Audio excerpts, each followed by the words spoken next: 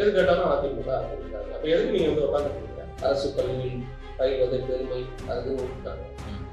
நேற்றுனா 287 பள்ளியை போடுறாங்க. எது என்ன இதுன்னு தெரியாது. துப்புரவு பணியாளர்கள் போராடி அவர்களுக்கு பேச்சுவார்த்தை நடத்தணும்னா மேயர் நடத்தணும், இல்லை துறை அமைச்சர் கே நேரணும், இல்லை டெபுட்டி நடத்தணும், இல்லைன்னா முதல்வர் நடத்தணும். இவர் யார்? சேகர் பாபு. இவர் தான் போவார், வருவார், மிரட்டுவார், எல்லாம் போவார். பத்திரிகையாளர்கிட்ட வந்துட்டு நான் அவங்களாம் சொல்ல வேண்டிய அவசியம் இல்லை, நான் அவங்கள்ட்ட சொல்லுவேன். சரி நான் கேட்குறேன், சொல்லுங்கள் சார். ஒருத்தர் நேற்று கம்யூனிசம் இதில் போய் பேசிட்டு முதல்வர் அவர் இருக்காரு பேர் சண்முகமா அவங்க சிஐடியும் பிரதான போராட்டம் பிரதான தேவை. ஆனால் அவருக்கு என்னைக்கு தெரியுதுன்னா 10 நாள் போட்டு கியூபாவை காப்பாற்றுவோம். ஊரில் 1000 பிரச்சனை இருக்கு, கியூபாவை காப்பாற்றுவோம். இந்தியாவே இப்போ காப்பாற்ற போட்டாங்க. இப்போ பேச்சுவார்த்தைன்னு கூப்பிட்டுட்டு உள்ள வச்சு சேகர் பாபு அவர்கள் மிரட்டினதா சொல்றாங்க. மாதம் 5000 ரூபா சம்பளத்தை வச்சுக்கிட்டு எந்த முடிவும் இல்லாத வேலை போட்டுக்கலாம். அதுக்கு என்னங்க இந்த மாதிரி பண்ணுறீங்கன்னு கேட்டால் முதலமைச்சர் தான் உங்களை சாப்பிட்டாங்க. உங்களை நாங்கள் போராடணும் போராடம் வந்து அடிச்சு தொடுத்திருப்பாங்க. நாங்கள் உங்களை உட்கார போராடணும்னா எவ்வளோ பெரிய ஆணவம் போச்சு. இதுதான் திமுகவுடைய அழிவு காலம். இதே துணி தான் முதல் வருஷம் ஒழுங்காக இருப்பாங்க, அடுத்த வருஷத்துல ஆரம்பிப்பாங்க. அதுலேருந்து 3வது 4வது வருஷத்துல ஓவர் ஆட்டமாக போகும். 5வது வருஷத்துல அப்படி லைட்டாக இருக்கும். ஆனால் அந்த 3-4 வருஷம் ஆடினாங்க பாருங்க, ஜனங்க அதை மறக்கவே மாட்டாங்க. 5வது வருஷத்துல வச்சு செஞ்சுருக்கோம். இப்போ அதான் நடக்குது. FT பாலிடிக்ஸ் நேயர்களுக்கு வணக்கம். இன்னைக்கு நம்ம கூட பேசுறதுக்கு மூத்த பத்திரிகையாளர் முத்தலிப் சார் தான் இருக்காங்க. வாங்க பேசலாம் சார். வணக்கம் சார். சார் 12வது நாளை தொற்றுச்சு துப்புரவு பணியாளர்களோட போராட்டம். இதுக்கான எந்த ஒரு நடவடிக்கையுமே திமுக அரசால எடுக்கப்படல. இவங்க என்ன சொல்றாங்கன்னா, அதிமுக அவங்க தான் வந்து இதுக்கான அடித்தளம் போட்டது, இப்ப எங்கள்கிட்ட வந்து சொல்றாங்க அப்படின்ற மாதிரி சொல்றாங்க. நாங்க வந்து தேர்தல் அறிக்கையில நாங்க அதை பத்தி சொல்லவே இல்லை அப்படின்ற மாதிரி சேகர் பாபு அவர்கள் சொல்லியிருக்காங்க. அதோட கருத்து. சேகர் பாபு தேர்தல் அறிக்கையில நான் சொன்னேன்னு சொல்லிட்டு அதுக்கப்புறம் அவங்க வாங்கி கேட்டுட்டு யாராவது தேர்தல் அறிக்கை எண் 283-85 அந்த இதுல வந்து இவங்க சொல்லியிருக்காங்க. எதிர்கட்சி தலைவராக இருக்கும்போது ஜனவரி 2021 கடிதமே இருக்காரு. அதனால அப்புறம் வந்து ஒரு இதுல பேசியிருக்காரு, அந்த புகார் பெட்டி வச்சு பண்ணாங்கல்ல ஆட்சியில, அதுலலாம் துப்புரவு பணியாளர் சம்பந்தமா பேசி உங்களுக்கு நான் ஆட்சி வரணும்னா வேலையை பேசியிருக்கேன். அதனால அது ஒரு பழைய வாதமா போச்சு, ஒன்றும் இல்லாமல் போச்சு. இவங்க திமுகவுடைய வேலையே அந்த மாதிரி விஷயங்கள்லாம் கூப்பிடுறது தான். சரி, அதிமுக ஆட்சி காலத்தில் நம்ம தப்பு பண்ணாங்க, நீங்க தான் ரைட்டு சைடு தானே வந்தீங்க, தப்பு சரி பண்றதுதான் வந்தீங்க, அப்ப நீங்களும் அதே தப்பு பண்ணீங்கன்னு அர்த்தம். தப்பு எங்க ஆரம்பிச்சு தெரியுமா? மேயரா ஸ்டாலின் இருக்கும்போது ஓனிக்ஸ்னு முதல் 2 மண்டலத்தை தனியார் மயமாக்குறாங்க. அங்க இருந்தா தப்ப ஆரம்பிச்சு. இவர்கள் பேசி வந்தது எல்லாமே ஏழை மக்களுக்கு போஸ்டர் ஓட்டுறது, பசகாட்சி ஓட்டணும், சீமான்கள் கோமான்கள் திட்டிக்கிட்டு பேசிட்டு வந்துட்டு பண்றது எல்லாம் மக்கள் விரோதம் தான். நீங்க வந்து மின் கட்டணத்தை உயர்த்துறாங்க. கிட்டத்தட்ட ஒவ்வொரு வருஷமும் இவர்கள் ஆட்சிக்கு வந்து அந்த பினான்சியல் 21-22 வந்து 2021 வந்து ஏடிஎம்கே அது வரைக்கும் முடியுது. அது வரைக்கும் ஏடிஎம்கே மின் கட்டணத்தை ஏற்றல. அவங்க 2017 உதயமின் திட்டத்தில் கையெழுத்து போட்டாலும் மின் கட்டணத்தை ஏற்றணும்னு அவசியம் இல்லை. அவர்கள் அதை கரெக்டாக மெயின்டைன் பண்ணாங்க. இவர்கள் வந்ததுல இருந்து 22, 23, 24 3 வருஷமா ஏற்றிட்டாங்க. 4வது வருஷம் இந்த தடவை ஏற்றுறதுக்கு வீடுகள் மின் கட்டணத்தை ஏற்றின பிரச்சனை ஆகிடும்னு சொல்லிட்டு வெறும் கமர்ஷியல் மட்டும் ஏற்றிருக்காங்க. அப்போ 4 தடவை ஏற்றியாச்சு. அது கேட்டால் என்ன சொல்றாங்க, உதய மின் திட்டத்தில் அவங்க கையெழுத்து போட்டாங்க, அதனாலதான் நாங்கள் வந்து ஏற்றுறோம். உதய மின் திட்டத்தில் கையெழுத்து போட்டோம்னா 4 வருஷம் ஏற்றாம இருந்தோம். 2017 21 வரைக்கும் கவர்மெண்ட் ஏடிஎம்கே கவர்மெண்ட் தான் 1 ரூபா கூட ஏற்றிட்டீங்க. நீங்க வந்ததுலேருந்தே ஏற்றிக்கிட்டே இருக்கீங்க. நீங்க 1500 ரூபா கட்டுற இடத்துல 4500 ரூபா கட்டுறாங்க மின் கட்டணம். கேட்டா அதுக்கும் அதிமுக காரணம். எது நடந்தாலும் இப்ப ரோடு சரியில்லையா, போன தடவை சொன்னார்ல 2022 சொன்னார் நினைக்கிறேன், மழை வெள்ளம்லாம் வந்தாங்க. நான் இப்பதான் ஆட்சிக்கு வந்திருக்கேன், ஏடிஎம்கே கவர்மெண்ட் இந்த மாதிரி பண்ணி சென்னையை சீரழிச்சு வச்சிருக்காங்க, எங்களுக்கு டைம் கொடுங்க 1 வருஷம் பண்ணிடுவோம். 2023 ஆச்சு. கேவலமாக சென்னையிலேயே பல இடங்கள்ல 3 நாள் 2 நாள்லாம் வீட்டுக்குள்ள சிக்கிட்டு இருந்தது. அவசரமாக ஒரு நிவாரண பணி இல்லை, இது இல்லை. அவ்வளோ ஒரு கடுமையான கோபம் எல்லாத்துக்கும் இருக்குது. சும்மா இளைஞர்கள் பொதுவாக சாதாரணமாக இருக்கிற இளைஞர்கள் புல்டோசர் எல்லாம் கொண்டு போய் ஜனங்களை மீட்கணும். அப்போ அந்த புல்டோசர் போகுதுன்னா ஏன் கார்பரேஷனும் மற்றவங்க போகல? அந்த அளவுக்கு தான் மீட் பண்ணியிருந்தது. பல இடங்கள்ல தகராறுலாம் ஆச்சு. அவருக்கு தான் அந்த வேலைச்சேரியில் அந்த அசம்பாவலான சண்டை அந்த மாதிரிலாம். இது எல்லாத்துக்கும் யாரா காரணம்? ஆனால் வந்தவொடனே அவங்க போட்ட சீன் என்ன, சென்னையை நாங்கள் வந்து ஒரு வேற லெவலில் ஆக்குறோன்ட்டு இவரு இறையன்புடைய அண்ணன் திருப்புகள் அவர் தலைமையில் ஒரு கமிட்டி போட்டு சென்னையை வந்து அப்படியே மழைநீர் வடிகள்லாம் பண்ணி அது 4000 கோடியில் என்ன ஆச்சு? ஒருத்தர் சொன்னார் 4000 கோடியில் 100% முடிச்சுட்டு வந்தார். ஒருத்தர் 75, ஒருத்தர் 95. அதை எவ்வளோதான் முடிச்சிங்கன்னு பார்த்தா ரியாலிட்டி இல்லை. இன்னை வரைக்கும் தண்ணி தேங்கிட்டு இருக்குது. இன்னை வரைக்கும் சென்னை எப்படி இருக்குது கேட்டால் மெட்ரோன்னு சொல்கிறது. மெட்ரோ ஊர் பூரா மெட்ரோ இருக்குது. மெட்ரோ ஒர்க் நடக்கிற இடத்துல ரைட்டு. அது கூட முன்னெல்லாம் மெட்ரோ ஒர்க் நடக்கிற இடத்துல அதுக்கு பக்கத்தில் ரோடு க்ளோஸாக இருந்தாலும் ரோடு நல்லா இருக்கும். இப்போ அங்கே நீங்கள் மெட்ரோ ஒர்க் நடத்துறதுல போனால் உயிருக்கு நீங்கள் அங்கே நிச்சயமே கிடையாது. அப்போ இதுக்கெல்லாம் யார் காரணம்? எது கேட்டாலும் அதிமுக. அப்போ எதுக்கு நீங்கள் வந்து உட்காந்துருக்கீங்க? விடியல் ஆட்சி, சிறந்த ஆட்சி, அது என்ன எது கேட்டாலும் அவங்க இந்த ஸ்கூலு அரசு பள்ளி இல்லாத சீன்லாம் போட்டாங்க. இப்போ கூட ஒரு முதலமைச்சர் கவர்மெண்ட் வச்சாரு. அரசு பள்ளியில் பயில்வது பெருமை அதுக்குன்னு விட்டுட்டாங்க. எனக்கு என்ன ஆகுது? 287 பள்ளியை போகிறாங்க. ஒரு ஸ்கூல்ல சேர்க்கறதுக்கு நாங்கள் அப்படி பண்றோம் இப்படி பண்றோம். என்ன ஆச்சு கேட்டால் கொரோனாவில் சேர்ந்தவங்கலாம் இப்போ வந்து ப்ரைவேட் ஸ்கூல் போயிட்டாங்க. அப்போ சேர்ந்தவங்க ப்ரைவேட் ஸ்கூல் போகிற அளவு தானே நீங்கள் ஸ்கூல் கவர்மெண்ட் ஸ்கூலில் கட்டுறீங்க. இதுக்கு ஒரு பெருமை, இதுக்கு ஒரு அமைச்சர். எது என்ன இதுன்னே தெரியாது. துப்புரவு பணியாளர்கள் போராடிட்டு இருக்கிறாங்க. அவர்களுக்கு பேச்சுவார்த்தை நடத்தணும்னா மேயர் நடத்தணும், இல்லை துறை அமைச்சர் கே நேரு நடத்தணும், இல்லை டெபுட்டி நடத்தணும், இல்லைன்னா முதல்வர் நடத்தணும். இவர் யார்? சேகர் பாபு. இவர் தான் போவார், வருவார், மிரட்டுவார், எல்லாம் பண்ணுவார். பத்திரிகையாளர்கிட்ட வந்துட்டு நான் அவங்களாம் சொல்ல வேண்டிய அவசியம் இல்லை. நான் அவங்கள்ட்ட சொல்லுவேன். சரி நான் கேட்குறேன், சொல்லுங்க சார், ஒருத்தர் கேட்குறேன். அப்படிலாம் வாக்குறுதி கொடுக்குறீங்க, காமிங்க அப்படின்னு கேட்குறேன். இவர் சும்மா போயிருந்தா கூட இந்த ஒரு பிரச்சனை பெருசாக இருக்கும். இவர் இந்த பண்ணோம்னா என்ன ஆயிடுச்சு, நீங்க யாருங்க அப்படின்னு கேட்குற அளவுக்கு ஆயிடுச்சு. குமார் யார் இவரு அப்படின்னு மீன்ஸ்லாம் வந்துச்சா. இவர் இப்போ இன்னைக்கே இன்னொரு எங்க இருக்காரு? துறை அமைச்சர் எங்கெங்க போனாங்க? இப்போ துப்புரவு பண்ண என்ன சொல்றாங்க? துறை அமைச்சரை வர சொல்லுங்க, அவர்கிட்ட பேச்சுவார்த்தை. இந்த அசிங்கம் தேவையா? எங்கேயாவது இந்த காமெடி நடக்குமா? நாளைக்கு அறநிலைத்துறை ஊழியர்கள் போராடுறாங்க, கே நேரு போய் பேசுவாரா? என்ன காமெடி? என்ன கவர்மெண்ட் நடந்தா என்ன நடக்குது? இதெல்லாம் வந்து ஒரு, அதாவது எனக்கு தடி எடுத்தாலும் தமிழ்காரன்ற மாதிரி யார் எனக்கு என்ன வேணா நடக்கும். இந்த ஒரு ஸ்கூல் சமூக ஒரே ஒரு பையன், அந்த பையனை படிக்க வைக்கிறதுக்கு ஒரு ஹெட்மாஸ்டர், ஒரு டீச்சர், அவங்க லட்சக்கணக்கான சம்பளம். இப்படி ஒரு ஸ்கூல். இதுதான் இன்னைக்கு பள்ளி கல்வித்துறை மற்ற இது எல்லாமே. அதனால இந்த இந்த துப்புரவு பணியாளர்கள் பிரச்சனை, அது ஏடிஎம்கே தான் காரணம். ஏடிஎம்கே காரணம் நீங்க வந்து சரி பண்ணுங்க. நீங்க அதோட மோசமா நடக்குது.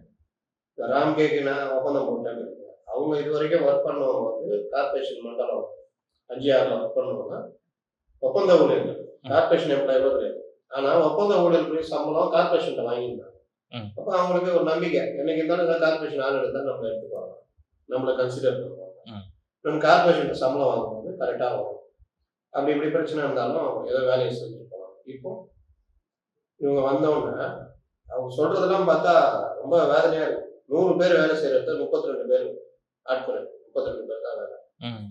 அப்ப 100 பேர் வேலை 32 பேர் எப்படி செய்ய முடியும்? ஒரு ஆளு 3 தெரு 4 தெரு பெருக்கணும். எப்படி பெருக்க முடியும்?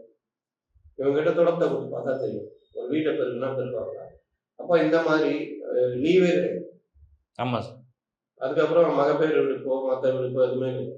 இந்த மாதிரி எந்த அடிப்படை உரிமை இல்லாம இவர்கள் வந்து அவங்கள்ட்ட தள்ளி விடுறாங்க. நீங்க இனிமேல் அவங்கள்ட்ட போய் வேலை செய்யலாம், அவங்கள்ட்ட வித்துட்டாங்க. அதான் அவங்க சொல்றாங்க, எங்க பொண்ணு நான் அவங்கள்ட்ட வித்துட்டியா அப்படின்னு. அப்பா சரி, இங்க 30,000 வாங்கியிருந்தோம், நாங்க 25,000 சம்பளம். வேலை அதோட ஜாஸ்தி, எந்த உரிமையும் கிடையாது, ஆனா சம்பளம் கம்மி. என்ன நியாயம் இது? இப்ப அதனாலதான் போராட்டம் வச்சுட்டு இருக்கு. கேட்டா தொழிலாளர் நலன் காக்க, மக்கள் நலன் காக்க, தமிழர் நலன் காக்கன்னு ஊட்டிட்டு இருப்பாங்க. நேற்று கம்யூனிசம் இதுல போய் பேசிட்டு இருந்தார் முதல்வர் அவர்கள். அவரு இருக்காரு சண்முகம். அவங்களுடைய சிஐடியும் பிரதான போராட்டத்தில் பிரதான. ஆனா அவருக்கு என்னைக்கு தெரியுதுன்னா 10 நாள் போய் தெரியுது. எங்க மஜமான் கோச்சிங் போதான்னு பர்மிஷன்லாம் வாங்கிட்டு அங்க போயிட்டு பார்த்துட்டு இது தவறு, இது சம்பந்தமா பேசுவோம் அப்படின்ட்டு போயிட்டு கியூபாவை காப்பாற்றுவோம். ஊர்ல 1000 பிரச்சனை இருக்கு, கியூபாவை காப்பாற்றுறோம். இந்தியாவே இப்ப காப்பாற்ற முடியல, 50% வரி போட்டுருக்காங்க. அதுக்கே உட்காந்துட்டு மட்டையை காட்டிக்கிட்டு என்ன பண்றதுன்னு இவங்க யோசிச்சுட்டு இருக்காங்க. அப்போ இவர்கள் கியூபா காப்பாத்துறேன் அதை காப்பாத்துறேன்னு தான் போயிட்டு இருக்காங்க. இங்க இருக்கிற துப்புரவு பணியாளரை காப்பாற்றுறதுக்கு யாருக்கும் இதான் நீ நிலைமை. இப்போ பேச்சுவார்த்தைன்னு கூப்பிட்டுட்டு உள்ள வச்சு சேகர் பாபு அவர்கள் மிரட்டினதா சொல்றாங்க சார். அதாவது முதலமைச்சர் வந்து அந்த கழிவறை மேட்டர்லாம் தாண்டி போராடுறவங்கள்ட்ட வந்து மேயர் பிரியா சொல்றாங்க, முதலமைச்சர் உங்களோட உட்காந்து சாப்பிட்டாரு, சரிசமமா உட்காந்து சாப்பிட்டாரு, உங்களை டீ குடிக்கிறீங்கன்னு கேட்டாரு, நல்லா இருக்கிறீங்களான்னு கேட்டாரு, அவரை ஏற்று போராடுறீங்கன்ற மாதிரி பேசுறாங்க. நீங்க கூட உட்காந்து சாப்பிட்றது, டீ ஊற்றி கொடுக்குறது, நல்லா இருக்கீங்களான்னு கேட்டது எல்லாமே உங்க வேலை. அதுக்காக மாசம் 5000 ரூபாய் சம்பளத்தை குறைச்சிக்கிட்டு எந்த உரிமை இல்லாத வேலைக்கு போக முடியுமா? அதுக்கு என்னங்க இந்த மாதிரி பண்றீங்கன்னு கேட்டா, முதலமைச்சர் தான் உங்களை உட்காந்து சாப்பிட்டாரு, அப்புறம் உங்களை நாங்கள் போராட விட்டுருந்தேன், போனதும் வந்து அடிச்சு தொடுத்திருப்பாங்க, நாங்கள் உங்களை உட்கார வச்சு போராடணும்னா எவ்வளோ பெரிய ஆணவ பேச்சு, சாதாரண பேச்சு. அதாவது இவர்கள் வந்து இவர்கள் கொடுக்குறாங்க உரிமை, போராடுற உரிமையை இவர்கள் தராங்க, மற்றவங்க வந்து அடிச்சு தொடுத்திருப்பாங்க. இந்த எல்லா ஆணவத்துடைய வெளிப்பாடு. நீங்க சொல்றீங்க அவர் போய் மிரட்டுறாரு இவரு சேகர் பாபு, அவர் எந்த அளவுக்கு அரகண்டுன்னா நீங்க பத்திரிகையாளர்கிட்ட நடந்துக்கிறதே பார்க்கலாம். என்ன அது என்ன இது என்ன அப்படின்னா அப்படின்னா தோண்ட சொல்ல மாட்டான், நீ வா போ. அவங்க பத்திரிகையாளர்கள் வந்து இளைஞர்களாக இருக்கட்டும் இல்லை அதாக இருக்கட்டும், அவங்க ஒரு ஆர்கனைசேஷன் வந்து வந்துட்டாங்க, ஏதோ ஒரு ரெப்ரசன்டேஷனும் அவங்களை கொண்டு போய் மக்கள்கிட்ட சேர்க்கறதுக்கு அவங்களுடைய பணி. அப்போ நீங்க அவங்கள்ட்ட இந்த மாதிரி பண்றது பொதுமக்கள் பார்க்க மாட்டாங்க. அப்போ என்ன ஒரு ஆணவம் ஒரு இதுதானே அது. இதுதான் திமுகவுடைய அழிவுக்கு ஆரம்பம். இதே துணி தான் முதல் வருஷம் ஒழுங்கா இருப்பாங்க, அடுத்த வருஷத்துல ஆரம்பிப்பாங்க, அதுல இருந்து 3வது 4வது வருஷத்துல ஓவர் ஆட்டமா போகும், 5வது வருஷத்துல அப்படி லைட்டா இறங்குவாங்க. ஆனா அந்த 3-4 வருஷம் ஆடினாங்க பாருங்க, ஜனங்க அதை மறக்கவே மாட்டாங்க. 5வது வருஷத்துல வச்சு செஞ்சு விட்டுருவாங்க. இப்போ அதான் நடக்குது. இப்போ சார் ஆகஸ்ட் 15 வருது, அதுக்கு முன்னராகவே இவங்களை வந்து அப்புறப்படுத்திடணும், இவங்க இந்த போராட்டத்தை வந்து நிறுத்திடணும், இல்லைன்னா கைது நடவடிக்கை அந்த மாதிரி ஒரு செய்திகள் வந்துட்டு இருக்கு. அதுக்கான வாய்ப்புகள் இருக்கா? பெரிய பிரச்சனையே பார்த்தா போராட்டம் நடக்கிறதெல்லாம் தாண்டி 15 கொடியேற்றிருப்பாங்க. அந்த நேரத்தில் இந்த மாதிரி இருந்தா என்ன பண்றது? அதுக்கு நீங்க முறையா இது பண்ணுங்க. 2-3 மாசம் முன்னாடியே ஒரு மன்ற உறுப்பினர்லாம் மலரட்சணம் பேசியிருக்கேன், இந்த மாதிரிலாம் பண்ணாதீங்க. அன்னைக்கெல்லாம் எனக்கு என்னென்ன அலட்சியமா இருந்துட்டு, இன்னைக்கு வந்துட்டு இவங்க தானே துப்புரவு பணியாளர் தானே வழக்கமா பண்ற அந்த திமுகத்தனம் தான், போனா போறான் ஒன்னும் பெரியவனா அப்படின்னு கேட்டா கொள்கை முடிவு, இது கொள்கை முடிவு, சாராயம் எடுக்கிறது கொள்கை முடிவு, எல்லாமே கொள்கை முடிவு. கொள்கை முடிவுனா மாற்ற முடியாதா? இப்பதான் இழுத்துட்டு இருக்குல்ல, எல்லாம் இறங்கிட்டாங்கல்ல. அது ஒழுங்கா கூட சாதாரணமா யாரும் கண்டுக்காம பத்திரிகைகள் வந்து தெரியுமே, இல்லாத ஊர்ல இல்லாத பிரச்சனையை பத்தி டிபேட் பண்ணுவாங்க. இதெல்லாம் திருப்பி கூட பார்க்கணும். கார்பரேஷன் பக்கம் போறதே கிடையாது, எல்லாத்தையும் கவனிப்பு. அப்போ இந்த மாதிரி இருக்கும்பொழுது இது இப்படியே போய்கிட்டு இருக்கு. இவர் வாய் விட்டு திமுகத்தனம் பண்றாங்க. அன்னையில இருந்து இந்த பிரச்சனை வேற மாதிரி புரிஞ்சிருச்சு. இப்ப எல்லாரும் தலைவர்கள் வராங்க போறாங்க, ஒருத்தர் அங்கேயே கூப்பிட்டு பாக்குறாரு, அவரால் வெளியில வர முடியாது, அவர் அங்கேயே கூப்பிட்டு பாக்குறாரு. இந்த மாதிரிலாம் வரும்போது எல்லாருடைய கவனமும் இதாயிடுச்சு. இப்ப போயிட்டு இவங்களை அடிச்சு வரன்றது எதுவுமே பண்ண முடியாது. இது வந்து ஜல்லிக்கட்டு போராட்டம் மாதிரி மாறிடுச்சு. இப்போ ஒண்ணு பேச்சுவார்த்தை நடத்தி ஏதாவது பண்ணணும், இல்லாட்டி யாரையாவது வேலைக்கு வாங்கணும், எல்லாம் இறங்கி வரணும். அதனால இது வந்து இப்போ அவங்க புலிவாக பிடிச்ச கதையா இருக்கு. இப்போ சார் போராட்டக்காரர்களை வந்து நம்ம போய் சந்திக்கிறது, ஒரு கட்சி தலைவர் சந்திக்கிறதுன்றது தான் அந்த போராட்டத்துக்கான மரியாதை, அங்க போராடுறவங்க மக்களுக்கு கொடுக்குற மரியாதை.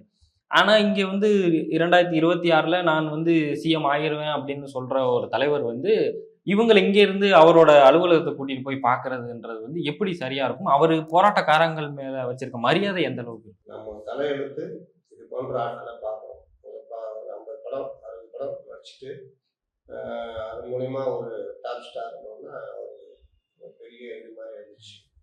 முதலமைச்சர் ஆகணும், வரும்போதே முதலமைச்சர் ஆகணும். நேராக அதை சொல்லுவாங்க, அந்த அமெரிக்க மாப்பிள்ள தான் ஹீரோ சார் அப்படின்னு. அந்த மாதிரி வந்தோடனே முதலமைச்சர் ஆகுங்க, தப்பு இல்லை. அரசியலில் யாரோட வரலாம் போகலாம். ஆனால் அதுக்கான நடைமுறைன்னு ஒன்று இருக்குல்ல, கொஞ்சமாவது மக்களை பற்றி கவலை பண்ணதான் பண்ணணும். இல்லை ஓரளவு தெரியும், ஏதாவது தெரியுமான்னு கேட்டால் அது ஜீரோ ஒன்றும் பேச தெரியாது. என்ன பேசணும்னு எழுதி விட்டா அதை மனப்பாடம் பண்ணிட்டு பேசுவேன். அதனால தான் 4 நிமிஷம் 5 நிமிஷம் 2 நிமிஷம் 1 நிமிஷம் இது. இன்னொன்று, ஒரு அரசியல் கட்சி இன்னைக்கு சாதாரணமா எல்லாருமே பார்க்கலாம். இப்போ எடப்பாடி எடுத்துட்டா அவர் வண்டி எடுத்துட்டு பேசிட்டு இருக்காரு, டெய்லி பேசுறாரு. ஸ்டாலின் எடுத்துக்கிட்டா அவர் ஏதோ போறாரு வராது. அண்ணாமலை எடுத்துட்டா அண்ணாமலை, நயினார் நாயகன், திருமாவளவன், சீமான் தான் 2 தடவை. ஆமா 2 நாள். இப்போ அந்த மாதிரி பலரும் பல மக்கள் பிரச்சனை பேசுறாங்க, பண்றாங்க. அவங்க பர்சனல் ட்விட்டர்ல ஆக்டிவா இருக்கிறாங்க. எல்லாம் ஓகே. இவருக்கு பர்சனல் ட்விட்டர் இருக்குல்ல, விஜய் ஒன்று இருக்கு. ஏதாவது பண்றாரா? டிவிக்கு விஜய் அப்படி ஹெட் குவார்டர்ஸ் அதுலதான் வரும். எனக்கு ஒரு நாள் ஏதோ ஒன்று வரும். அதுவும் பார்த்தா பெரும்பாலும் திமுக ஃபாலோ பண்ணி, திமுக வந்து ரெப்ளிகா, திமுக என்ன பண்ணுறது அதை ஃபாலோ பண்ணி போகிறோம். என்ன ஏதுன்னு தெரியும். திமுக பண்ணிட்டாங்க, நம்மளும் பண்ணணும், அவ்வளோதான். அதை தாண்டி நாலேஜே கிடையாது. இதில் பாதி பேர் திமுக இருக்கிறவங்க தான் வந்து ஜாயின் பண்ணிக்கிறாங்க. திமுக ஸ்லீப்பர்ஸ் எல்லாமே சந்தேகம் பக்கம் ஓடிட்டு இருக்கு. ஏன் சொல்றேன்னா, இதுவரையிலும் ஒரு தடவை கூட திமுகவை நேரடியாக எதிர்த்து விஜய் பேசவே இல்லை. அவருக்கு ஒரு ஸ்ட்ராட்டஜி டீம். அவர் யாருன்னு பார்த்தா உலகமாக ஸ்ட்ராட்டஜிஸ்ட். யாரையும் கட்சிக்குள்ள வரவிடாம பார்த்துக்குவாரு, கட்சி பண்ணுவாரு. விஜயை ப்ரொமோட் பண்ற எந்த வேலையும் செய்ய மாட்டாரு. அந்த கட்சியை ப்ரொமோட் பண்றது, கட்சியை என்ன போராட்டம் பண்றது எதையும் பண்ண மாட்டாரு. எனக்கு என்னன்னு இருப்பாரு. அதனுடைய விளைவு நீங்க விஜய் எந்த ஒரு விவகாரத்திலையுமே விஜய் சம்பந்தமா அறிவிக்கிறாங்க. நீங்கயாவது எல்லாரும் விட்டா போது பேருக்கு ஒரு அறிக்கை வரும். வெறும் அறிக்கை மட்டும் வந்துட்டா போதுமா? நீ எங்கன்னு கேட்டா அவரு கோயிலுக்கு தெய்வம் பார்த்துக்கிட்டீங்களா, வருஷத்துக்கு ஒரு தடவை தான் தேர்தல் அப்படி வரும். முக்கியமான டைம்ல வரும். மற்ற டைம்ல கோயிலுக்கு வருவோம். கோயிலில் போய் எல்லாரும் பார்க்கணும். இப்போ அப்படிதான் வரும் தெய்வத்தின் முறை. இங்கே எதிராக போராட்டக்காரங்க அப்படி பார்க்கணும். அடுத்து என்ன பண்ணுவார்? முதலமைச்சர் ஸ்டாலின், KN நேரு, சேகர் பாபு, மேயர் பிரியா இவங்களெல்லாம் பணவர் வர சொல்லுவார். வர சொல்லி என்னங்க இது துப்புரவு பண்ண பார்த்து சொல்லிட்டு போனாங்க, ரொம்ப கஷ்டப்படுறாங்க, என்ன பார்த்து முடியுங்க, இல்லாட்டி நான் கவர்னரை கூப்பிட வேண்டியிருக்கோம் அப்படின்னாரு. கவர்னர் கூப்பிட்டு சிஎம் இந்த மாதிரிலாம் பண்ணுறாரு. அப்படி எதுவுமே நீங்கள் பண்ணுற யாரும் மதிக்கலைன்னா அவர் வந்துடுவார். அவர் வந்துட்டாருன்னா சென்னை ஸ்தம்பிச்சார். அதே மிரட்டி அனுப்புவார், ஒழுங்காக பண்ணி இல்லை நான் வெளியில் வந்துடுவேன், நான் வந்துட்டேன் சென்னை ஸ்தம்பிச்சோம் பார்த்துக்கலாம். இதுக்கு வந்தீங்களா டிவி ஸ்டேஷன் ஒரு ஆர்ப்பாட்டம், அதுக்கு வந்தீங்களா? அப்பெல்லாம் சென்னை ஸ்தம்பிக்கிறீங்க. உங்க ஆளுங்களே 10,000 பேர் தானே வந்தாலும் யாரும் கேட்க மாட்டாங்க. இவர் வந்து நீங்க வந்தா ஸ்தம்பிக்கிறதுனா உங்களுக்கு தானே அது பேரு, நல்லது விளம்பரம். இன்னொன்று நீங்க இந்த விவகாரம் சம்பந்தமா வந்து பேசுவீங்கன்னா அந்த பிரச்சனையும் பொதுமக்கள் பிரச்சனை தமிழ்நாட்டில் இருக்கிற கடைகோடி வரைக்கும் போகும். விஜய் பார்த்தாரு, பேசினார், பண்ணாரு, ஆதரவு தெரிவிச்சா, இருக்கிற தலைவரை விட நீங்க வந்து ஒரு பெரிய விஷயமா மாறிடும். கேட்டா ஸ்தம்பிச்சிடும், உங்க இதாகிடும், இங்கே இதாகிடும், அது எதுவுமே கிடையாது.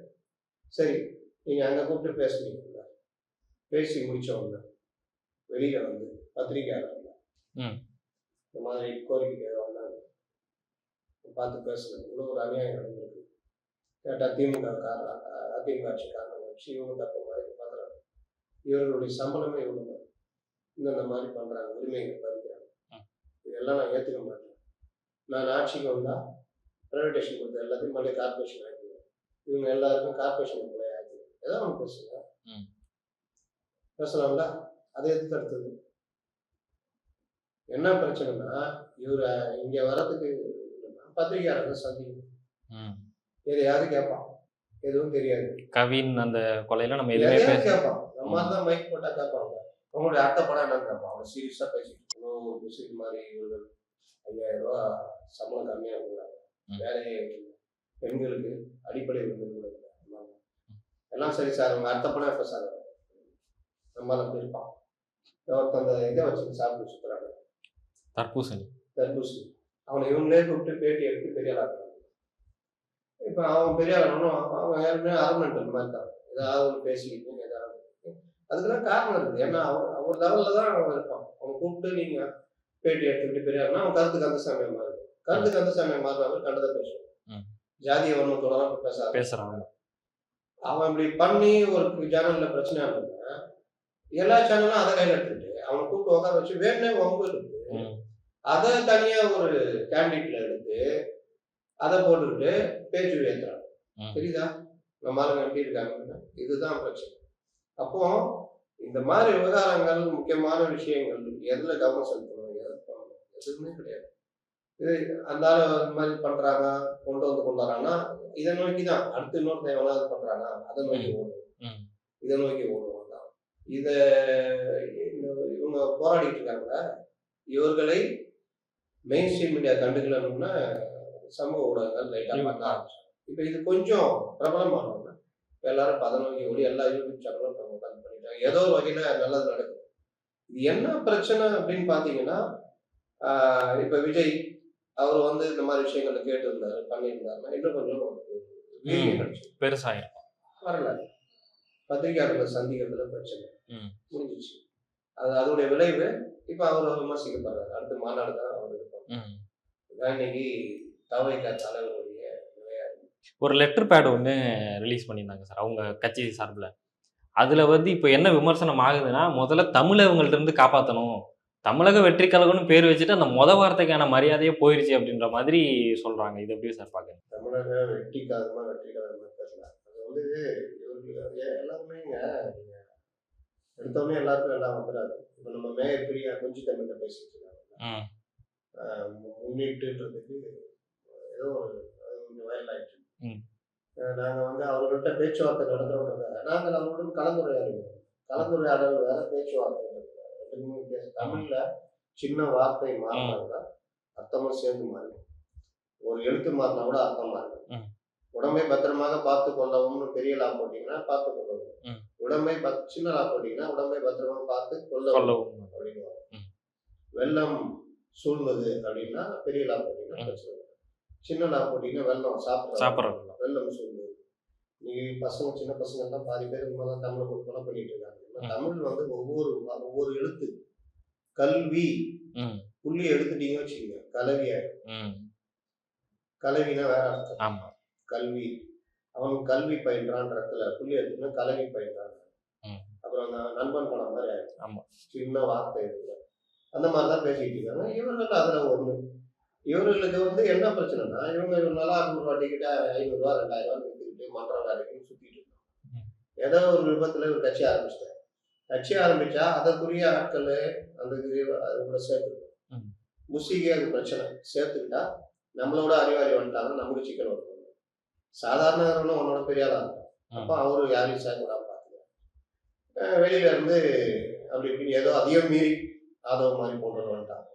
அவர் அங்கே என்ன பண்ணியிருந்தாருன்னு பார்த்தீங்கன்னா, இந்த ஸ்ட்ராட்டஜி டீம் வச்சு ஓட்டு. அவரும் ஒன்றும் பெரிய அரசியல் அறிந்தவர்லாம் கிடையாது. ஜெயிக்கிற டைம்ல ஜெயிக்க கூட இருந்தாரு, அப்படி சுற்றி இருந்தாரு வந்தாரு. இங்கே வந்துட்டு இப்போதான் தெரியுது, ஒருத்தனை பற்றி தெரிஞ்சுக்கணும்னா அவனுக்கு கடனை கொடு, இல்லாட்டி பொறுப்பை கொடுன்னு சொல்லுவாங்க. நீங்கள் பொறுப்பு கொடுத்து அதை கரெக்டாக ஒருத்தர் நிறைவேற்றுறான்னா பெஸ்ட்டு. பொறுப்பு கொடுத்து ஒன்றுமே பண்ண முடியலன்னா அவனை பற்றி தெரிஞ்சுக்கலாம். அதே மாதிரி கடன் கொடுத்தீங்கன்னா நல்லா பழகிட்டு இருப்பான், கடன் கொடுத்துருப்பீங்க, கேட்டா அதோட போன் எடுக்க மாட்டான், பேச மாட்டான், ஒரு கட்டத்துல எதிரியாயிடும்.